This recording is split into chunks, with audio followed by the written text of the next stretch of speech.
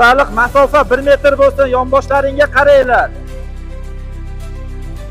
3 koloniyaga bitta oldinga chiqib tursin. 346 komanda kapitan oldinga. Tartibimiz tugadi. Baholar qo'yildi. Jismoniy tarbiyadan o'qituvchi biriktirganmiz. Hech qanaqa nohaqlik yoki shaffoflik asosida o'tkazilyapti. Bizda 3-shartimiz bor. Bilet tortadi, komanda kapitan chiqadi, bilet tortadi. Biletda 3 tadan savol bor. Tushunyapsizlarmi? 3 tadan savolga jamoaviy kelishasizlar, javob berasizlar. Bitta komanda kapitan chiqadi, javoblarni beradi. Saqlaninglar.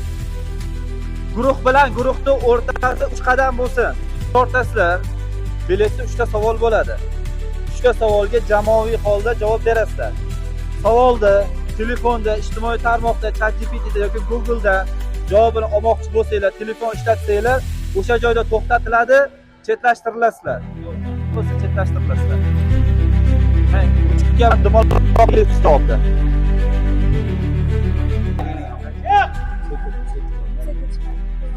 Abu yaqinroq.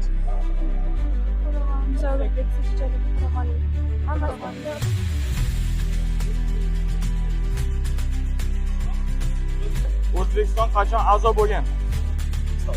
Ikkinchi savol. Islom Karimov qachon prezident etib saylangan? Uchinchi savol. Qo'qon xonligi tashkil topish qachon tugagan?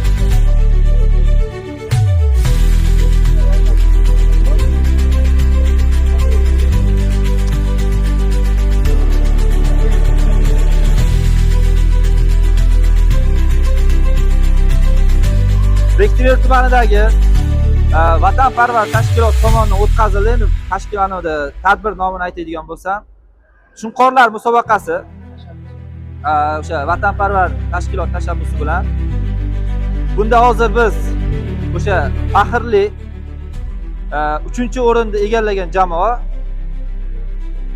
293-maktab qilib tanladik. Ixtiyor saf o'rtasiga.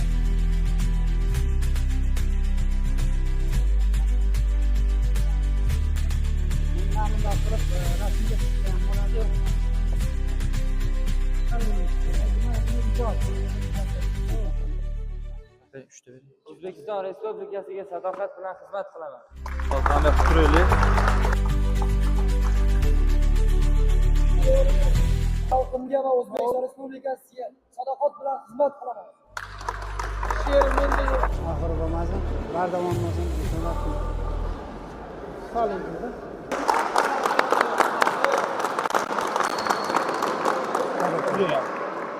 O'zbekiston Respublikasiga sadoqat bilan xizmat qilaman. Tabriklaymiz. Turma. O'zbekiston Respublikasiga sadoqat bilan xizmat qilaman. Tabriklayman. Oxir bo'lmasin. Ular bardavom bo'lsin.